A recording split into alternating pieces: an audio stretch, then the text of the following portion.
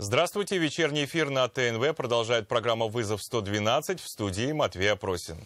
И сегодня мы расскажем, как в Казани больше суток искали студенты из Казахстана, а нашли на 17-м этаже общежития с пакетом на голове.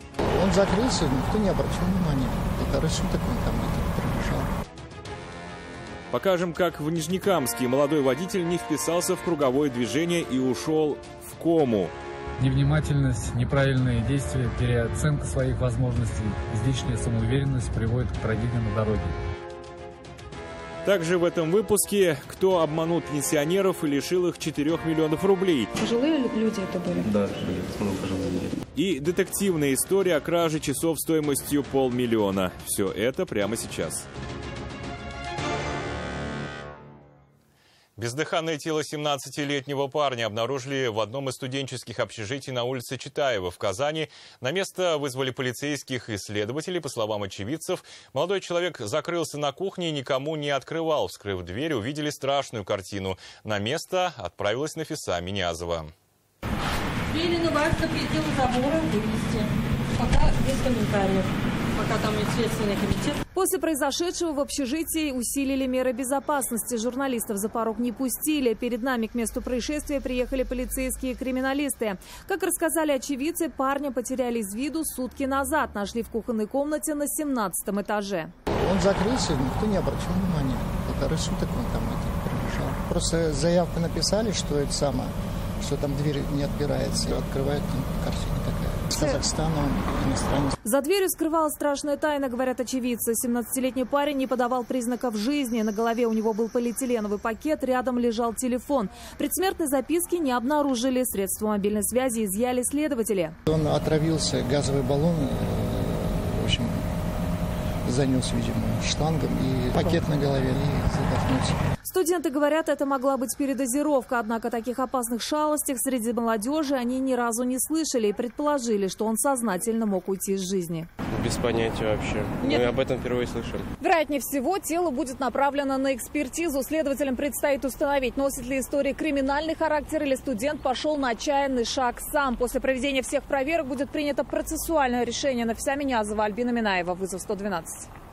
Через несколько часов стало известно, что парень учился на первом курсе физмата. Как рассказали студенты, в последнее время на занятия он не ходил, жаловался на плохое самочувствие. О нем говорят доброжелательно, открытый, спокойный юноша. Также известно, что парень был заместителем старосты в группе. 21-летний водитель «Лады Приора» впал в кому после ДТП в Нижнекамске. В момент страшной аварии попал в объектив камеры видеонаблюдения. На кадрах видно, как автомобиль едет по улице Корабельной. На высокой скорости он не вписывается в перекресток с круговым движением, врезается в бордюр, переворачивается на крышу и вылетает с проезжей части. Остановилась легковушка только после того, как ударилась о стену жилого дома. Водителя выбросило из салона, его доставили в больницу в тяжелом состоянии. У мужчины диагностировали черепно-мозговую травму, сотрясение, ушиб головного мозга, открытый перелом височной кости и закрытый перелом грудного отдела позвоночника. Сейчас пострадавшие в коме. Сегодня в ГАИ города обратились к молодым водителям. После получения удостоверения на право управления транспортным средством начинающие водители не сразу начинают правильно соизмерять скорость, дорожные и погодные условия. Невнимательность, неправильные действия, переоценка своих возможностей, излишняя самоуверенность приводит к трагедии на дороге. Рекомендуем начинающим водителям при совершении поездки заранее планировать свой маршрут, выбирать безопасную скорость, учитывать дорожные и погодные условия, строго соблюдать требования дорожных знаков и сигналов светофора.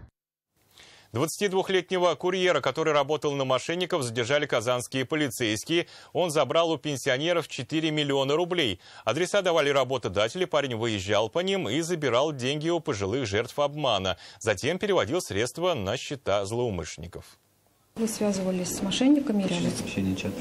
Ага, вы с ними переписывались или они вам звонили? Были звонки, переписки. Когда шел забирать деньги, был постоянно на связи с работодателем. Адреса ему сообщали и обещали, что будет получать 1,5% от выручки, но не предупредили о возможности длительного отпуска за колючей проволокой. Полиция выяснила, он забирал деньги у пожилых людей и переводил их на счета мошенников. Говорит, не догадывался, что является соучастником мошенничества. Схема обмана была довольно простой.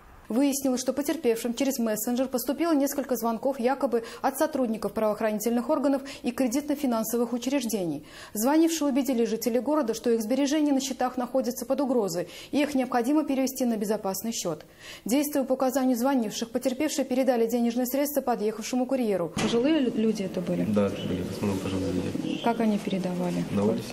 К одной из потерпевших он приезжал 2 раза и забирал крупную сумму. Пенсионерка передала ему 2 миллиона рублей. В общей сложности с его помощью обманули пенсионеров на 4 миллиона. Возил в бизнес-центр на обмен на криптовалюту. Задержали 22-летнего парня на одной из улиц Казани. Он оказался из Оренбургской области. Свою вину признал полностью и рассказал. Сначала не понимал, что обманывает людей, но когда все осознал, это его не остановило. Новосавиновский районный суд отправил его под арест. Ведется следствие. Полиция устанавливает, был ли он причастен к другим аналогичным случаям обмана. В отношении молодого человека возбуждено уголовное дело по статье «Мошенничество». Она предусматривает до 5 лет лишения свободы. Рамиль Шайдуллин, Фисам Минязова, вызов 112. Таксист украл дорогие часы у пассажира. Кража произошла в Казани еще летом прошлого года, но вернуть имущество 38-летняя женщина смогла только сейчас. Сразу после пропажи часов за 500 тысяч рублей она сообщила об этом в полицию. В заявлении написала, что они, вероятнее всего, выпали в такси. С ее слов, с водителем связывалась, но он сказал, что в салоне ничего не нашел.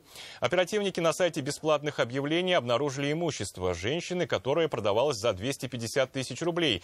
С продавцом связались и изъяли похищенное в Москве. Подозреваемого задержали уже в Татарстане. Им оказался 58-летний житель Пестричинского района. Он рассказал, что пойти на преступный шаг решил после того, как посмотрел в интернете стоимость своей находки. Он не захотел возвращать часы и сдал в ломбард за 150 тысяч рублей. Возбуждено уголовное дело по статье «Кража».